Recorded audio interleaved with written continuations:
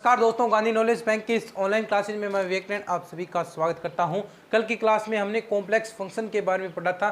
W बराबर F Z, किस प्रकार ये सारी छोटी छोटी चीज़ें मैंने आपको समझा दी थी कि क्या कॉम्प्लेक्स फंक्शन की डेफिनेशन होती है, क्या लिमिट्स और कंटिन्यूटी। मैंने बताया था कि कल की क्लास में हम जो आगे आने वाली क्लास होगी उसमें लिमिट्स और उससे संबंधित कंटिन्यूटी यानी एक फलन की सीमा और साध्यता के बारे में पढ़ने वाले हैं। तो आज की क्लास में हम लिमिट्स ऑफ ए फंक्शन, जो फलन की सीमा है, उससे संबंधित आज की क्लास में हम पूरी चर्चा करेंगे और पूरी एक एक चीज़ आपको समझाई जाएगी। तो क्लास को बिल्कुल भी स्किप न करें, शुरू से लेकर एंड तक देखें, आपको सारी चीज़ें क्लियर होंगी। इससे संबंधित मैं क्वेश्चन भी कराऊंगा, ढेर सारे क्वेश्चन करेंगे ताकि आपको कहीं भी दिक्कत न रहे। और कल की क्लास में कंटिन्यूटी के बारे में, हमें लिमिट और कंटिन्यूटी में थोड़ा सा डिफरेंस का पता नहीं चलता, तो वो हम कल की क्लास में जब मैं कंटिन्यूटी कराऊंगा तो दोनों में बिल्कुल अच्छी तरह से डिफरेंस बताऊंगा कि किस प्रकार इसमें लिमिट्स में क्या डिफरेंस है और कंटिन्यूटी में क्या डिफरेंस हो जाएगा। तो वो सारी चीज़ें हम धीरे धीरे करने वाले हैं। लेकिन आज की क्लास में हम लिमिट्स ऑफ ए फंक्शन, फलन की सीमा के बारे में पढ़ने वाले हैं। सबसे पहले मैं समझाता हूं इसे और फिर इसकी एक एग्जैक्ट डेफिनेशन जो आपको एग्जाम में लिखनी है और एक एग्जाम्पल बेहतरीन तरीके से हम करने वाले हैं। तो चैनल पर नए हैं तो चैनल को सब्सक्राइब कर लें और शेयर कर दें अपने दोस्तों के साथ, क्योंकि हम इसी तरह के बीएससी मैथ्स से संबंधित चाहे क्वेश्चन सीरीज हो चाहे क्लासेज हो, हम हर चीज़ें आपके लिए प्रोवाइड कराते हैं। और अपने दोस्तों के साथ जरूर शेयर करें ताकि उन्हें भी इस चीज़ से बेनिफिट मिल सके। शुरू करते हैं आज की क्लास। देखिए, लिमिट्स ऑफ ए फंक्शन, फलन की सीमा क्या होती है। अब कोई फलन है, हमारे पास कोई फंक्शन है, वो कहीं ना कहीं यानी जाकर तो रुकेगा, उसकी मैक्सिमम वैल्यू क्या होगी वहाँ तक कहीं ना कहीं तो ये जाएगा फलन, तो वही उसकी फलन की सीमा होती है। अब देखिए, इसे डेफिनेशन के रूप में हम पढ़ते हैं। हमने पढ़ा कि W बराबर क्या था मेरे पास, एफ जेड। W बराबर एफ जेड, हमने फंक्शन पढ़े बहुत सारे, कोई सिंगल वैल्यू हो सकती है, कोई मल्टी वैल्यू हो सकती है। हमने ये 2-3 प्रकार के फंक्शन पढ़े थे कि सिंगल वैल्यू में एक वैल्यू होगी, बहुमान्यों में एक से अधिक, यानी जब मल्टी फंक्शन होगा तो उसमें एक से अधिक वैल्यूज होंगी। तो यहाँ पर सबसे पहले जो लिमिट्स ऑफ फंक्शन है, वो फंक्शन आपको ध्यान में रखना है किस प्रकार का होगा जिसमें लिमिट निकलेगी। अगर देखिए बहुमान्य है जिसमें मल्टीपल वैल्यू निकलेंगी, वहाँ पर लिमिट नहीं निकल सकती। कहाँ पर निकलेंगी? सिंगल वैल्यू, यानी हम मान लेते हैं हम ये सिंगल वैल्यू फंक्शन है, कुछ भी हो हमें मानना है ये सिंगल वैल्यू फंक्शन है, तभी ये चीज़ें लिमिट निकलेगी, तभी ये एक सीमा निकल सकती है। सिंगल वैल्यू फंक्शन है यानी इससे एक ही वैल्यू आ सकती है।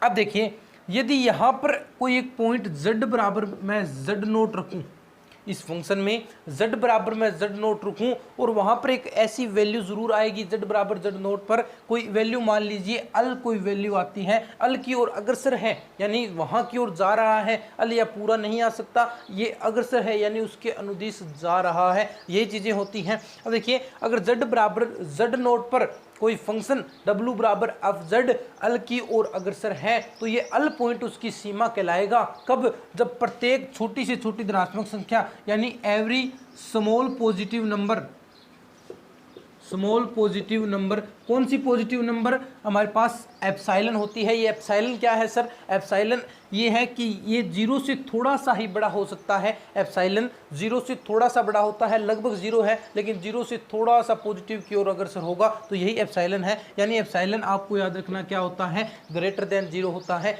प्रत्येक छोटी से छोटी धनात्मक संख्या यानी every small positive number epsilon के कोरोस्पोंडिंग अगर कोई डेल ऐसा विद्यमान हो, डेल ग्रेटर देन 0, अगर ऐसा विद्यमान हो, कैसा? जहां पर एफ जेड माइनस अल लेस देन एप्सिलॉन और यहाँ से ये 0 greater than z minus Z note और यहाँ से ये क्या होगा मेरा? लेस देन डेल की ओर अग्रसर हो, तब ये जो मेरी फंक्शन जो ये चीज़ मेरा ऐसा अगर हमें मिलता है, अगर हम ऐसा प्रूफ कर देते हैं तो ये मेरी लिमिट जो अल है, अल पॉइंट मेरी फंक्शन की लिमिट कहलाएगी। हमें ये याद रखना है, दोबारा सुन लीजिए, 3 बार सुन लीजिए, कितनी बार भी सुने, लेकिन हमें ये याद रखना है, हमें इस चीज़ को समझना है। मैं क्वेश्चन करवाऊंगा तब आपको बिल्कुल अच्छी तरीके से समझ में आएगा, लेकिन ये डेफिनेशन हमें याद रखनी है। क्या लिखेंगे डेफिनेशन?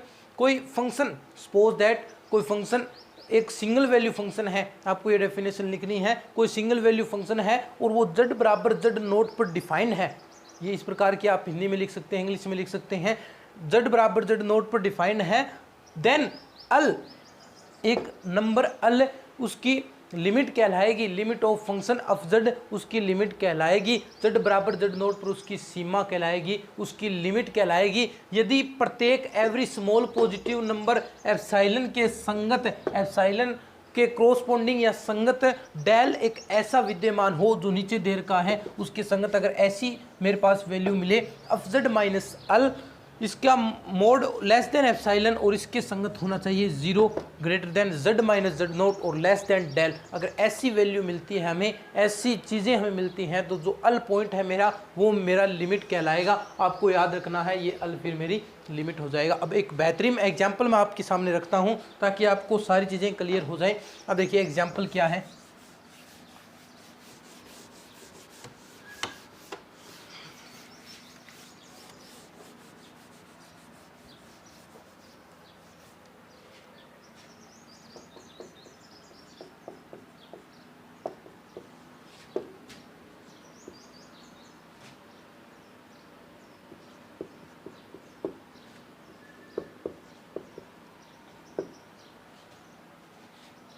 है मेरे पास f z equal z square होगा जब जेड इक्वल नोट आयोटा है, आयोटा नहीं है। लेकिन जब जेड बराबर आयोटा हम रख देते हैं तो वहां पर इसकी वैल्यू 0 हो जाती है। अब इसमें ऐसा ही एग्जांपल मैं यही सेम टू सेम इसी से मैं कंटिन्यूटी प्रूफ करूंगा अगली क्लास में। लेकिन यहां पर अभी टॉपिक हमारा है कि लिमिट्स ऑफ ए फंक्शन, इस चीज़ को हम प्रूफ करते हैं। अब देखिए आपको याद रखना है कि जब ये z टेंड्स टू i होगा वहां पर ये वैल्यू i रखी नहीं जाती है, z इक्वल i नहीं होता है। यानी ऐसा नहीं है कि जो z अगर i की ओर अग्रसर है तो z बराबर i नहीं होता है, ये चीज़ आपको ध्यान में रखनी है। तो क्या लिखेंगे आप, लिमिट z i की ओर अग्रसर है, ये पॉइंट दर्शाता है कि ये अग्रसर है, i हुआ नहीं है लेकिन ये i की ओर जा रहा है। ये क्या हुआ, z बराबर i है। अगर z बराबर i रखते हैं तो वैल्यू हमें 0 मिलती है। लेकिन अगर अग्रसर है यानी इक्वल नहीं है z बराबर i के, तो यहाँ पर z स्क्वायर मिलती है। ये बात आपको ध्यान में रखनी है, कान खोल कर सुन लें